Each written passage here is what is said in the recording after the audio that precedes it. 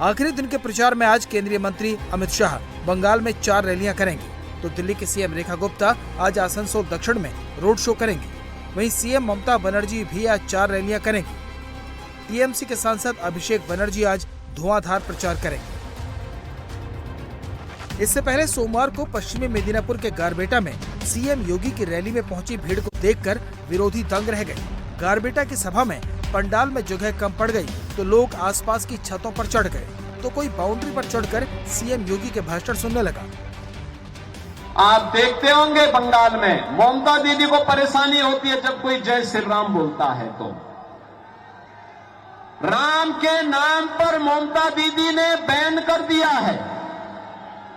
दुर्गा पूजा प्रतिबंध, मूर्ति विसर्जन नहीं हो सकता, दुर्गा मूर्ति का विसर्जन नहीं हो सकता, शोभा यात्रा नहीं निकल सकती।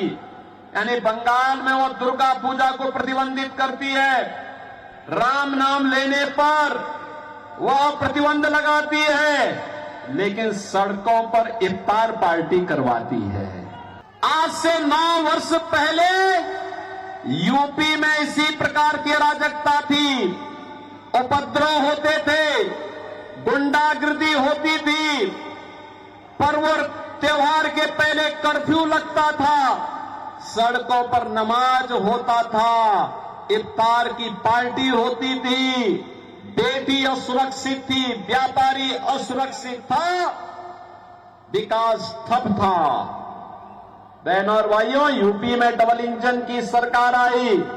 आज प्रधानमंत्री मोदी जी के मार्गदर्शन में यूपी डबल इंजन की सरकार यूपी के अंदर चल रही है। न कर्फ्यू है, न दंगा है, यूपी में अब सब चंगा है। मेदिनीपुर में सीएम योगी ने टीएमसी पर निशाना साधा तो वीरभूम पहुंचे रक्षा मंत्री ने नानूर और सैंथिया सीटों पर प्रचार किया। सैंथिया में रोड शो करने के बाद राजनाथ सिंह ने आरोप लगाया कि ममता बनर्जी के राज में बंगाल बदहाल हो गया है। वहीं वीरभूम में ही रैली के लिए पहुंची सीएम ममता बनर्जी ने बीजेपी को बंगाल से दिल्ली तक हराने का दावा किया।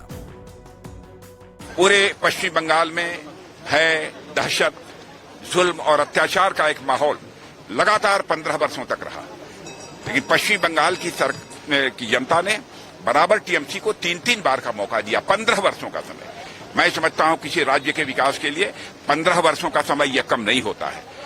देश में बहुत सारे ऐसे राज्य हैं जिन राज्यों ने केवल 5-8 वर्षों के अंदर ही अपने राज्य का विकास तेजी के साथ किया है। पहले इस पश्चिमी बंगाल का कंट्रीब्यूशन, योगदान, जो देश की अर्थव्यवस्था में जो 10% हुआ करता था, टीएमसी के आने के बाद वो घटकर 5% तक पहुंच गया है। ऐसे हालात हो गए हैं। लोग यहाँ भय और दहशत के माहौल में अपनी किसी तरीके से जिंदगी गुजार रहे हैं। इस बार पश्चिमी बंगाल में भारतीय जनता पार्टी की सरकार बनने जा रही है। क्लियर मेजॉरिटी के साथ हमारी सरकार बनने जा रही है। आगामी दिनों হবে আজকের লড়াইটা বিজেপির বিরুদ্ধে। গত 2 দিন আগে লোকসভায় বিজেপিকে আমরা পরাস্ত করেছি। এবারেও মনে রাখবেন, এই 26এই বাংলা জিতে দিল্লি থেকে বিজেপিকে হাঁটাবো। এটা আমাদের অঙ্গীকার, এটা আমাদের শপথ, এটা আমাদের প্রতিশ্রুতি। ममता दीदी के निशाने पर बीजेपी और पीएम मोदी हैं। पहले फेज की वोटिंग से पहले बीजेपी ने भी ममता और टीएमसी पर सबसे बड़ा हमला किया। पिछले चुनाव में ममता को नंदीग्राम में हरा चुके बीजेपी नेता शुवेंदु अधिकारी ने ममता को इस बार भवानीपुर सीट से हराने का दावा किया। भाजपा आ रहा है, परिवर्तन का आंधी है। मोदी जी का नेतृत्व में एक राष्ट्रवादी डबल इंजन सरकार बन रहा है। आज तक टीएमसी के लिए काम नहीं कर रहे। टीएमसी का दावा जो अभियोग है कि बीजेपी हारने के डर से आज तक का काम बंद है।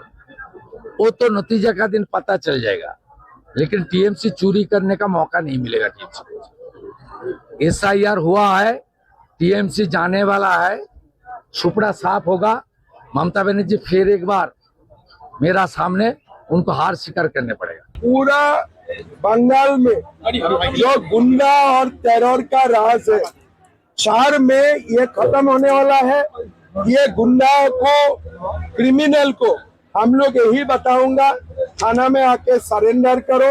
शहर में का बाद बसाने वाला कोई नहीं रहेगा, ठीक है ना। एकदम क्लियर संदेश है। दीदी के बोलने से थोड़ी ना होगा।